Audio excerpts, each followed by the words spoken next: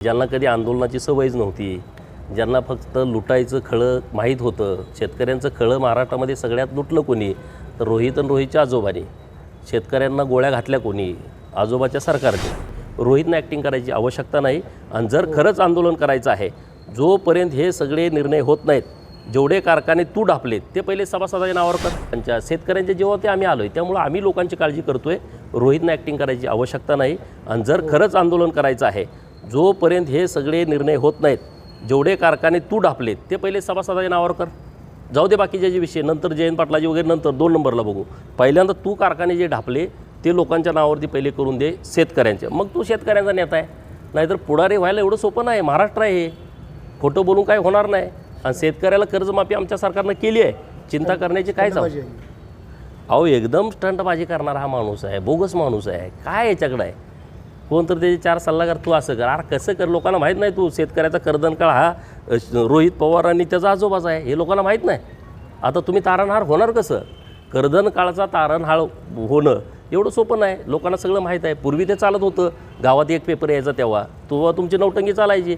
आता मी इथं काय बोलतोय लगेच कळते सगळ्याला, तो तिथं काय बोलतोय लगेच सगळ्यांना कळते. त्यामुळे काय त्याचा उपयोग नाही. पण जर बसायचं असेल अन्न त्यागला तर ह्याला उपाशी ठेवला पाहिजे.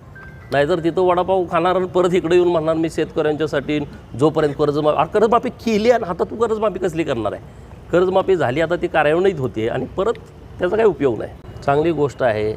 देवाचे आभार मानले पाहिजेत की ज्यांना कधी आंदोलनाची सवयच नव्हती, ज्यांना फक्त लुटायचं खळं माहीत होतं, शेतकऱ्यांचं खळं महाराष्ट्रामध्ये सगळ्यात लुटलं कोणी तर रोहित आणि रोहितच्या आजोबांनी. शेतकऱ्यांना गोळ्या घातल्या कोणी? आजोबाच्या सरकारने. मावळमध्ये जेव्हा लोक पाणी मागायला आली तेव्हा तुम्ही गोळ्या घालता. इथं आपल्या सांगली जिल्ह्यामध्ये नांदऱ्यामध्ये जेव्हा ऊस दराचं आंदोलन झालं, नलावडे, मला वाटतं चंद्रकांत नलावडे शेतकरी, त्याला डायरेक्ट गोळ्या घातल्या. त्याचा नातू आता इथं बसला आहे आंदोलनाला. रोहित पवारला माझं आव्हान आहे की जोपर्यंत साखर कारखान्याने FRP दिलेली नाही, ती FRP जोपर्यंत शेतकऱ्यांना मिळत नाही तोपर्यंत त्यानं उपोषणाला बसलं पाहिजे, अन्नत्याग केला पाहिजे. सोलापूर SP साहेबांना माझी विनंती आहे, पोलीस प्रोटेक्शन रोहित पवारच्या बाजूला लावा. त्याला एक अन्नाचा घाससुद्धा खाऊ देऊ नका. नुसत्या बातमीपुरतं नाटक करण्यापुरतं रोहित पवाराचं हे आंदोलन आहे ते होता कामा नये. त्याला 11 दिवस 15 दिवस जोपर्यंत शेतकऱ्याची FRP मिळत नाही, कारखानदार हेच आहेत, ते सगळी FRP जोपर्यंत मिळत नाही तोपर्यंत ह्याचं उपोषण चालू राहिलं पाहिजे. नाहीतर नुसतं नाटक मीडियामध्ये यायचं, सकाळपासून बसायचं, असलं नाटक असेल तर ते काही योग्य नाही. आणि रोहित पवारला ॲक्टिंग करायचं माहीत आहे. त्याचे ते सल्लागार हुशार आहेत. सकाळी 9ला तू ये आणि मग तू दिवसभर मीडियामध्ये दिसतोय, ह्याचा हा प्रकार आहे. शेतकऱ्याचं काय ह्याला पडलं आहे? कारखाने सगळ्यात जास्त ढापले कुणी? रोहित पवारांनी. कुणाचे कारखाने आहेत? शेतकऱ्यांचे.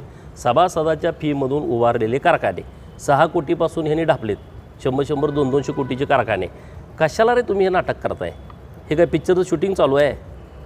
हे काय नटरंग पिक्चरचं शूटिंग आहे? तिथं तू ॲक्टिंग करायला गेला आहेस. आणि मला समाधान, हा बसला पाहिजे तिथं. लोक रोज ह्यांच्या विरोधात आंदोलन करत होते. बसू द्या ना याला महिना 2 महिने, काय फरक पडतो आहे?